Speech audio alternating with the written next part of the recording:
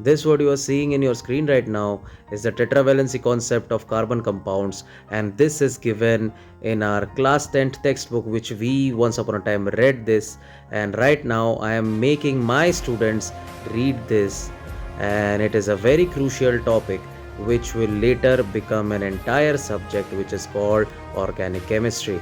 And as you can see, this is the 3D module which I am trying to create, and I am giving the same exact constraint which once I have learnt myself while I was in my 3D journey, and right now I am using the advanced effect of that particular animation style which I have learnt.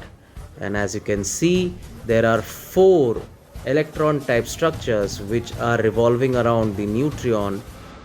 And enough of talk, now you can see the magic.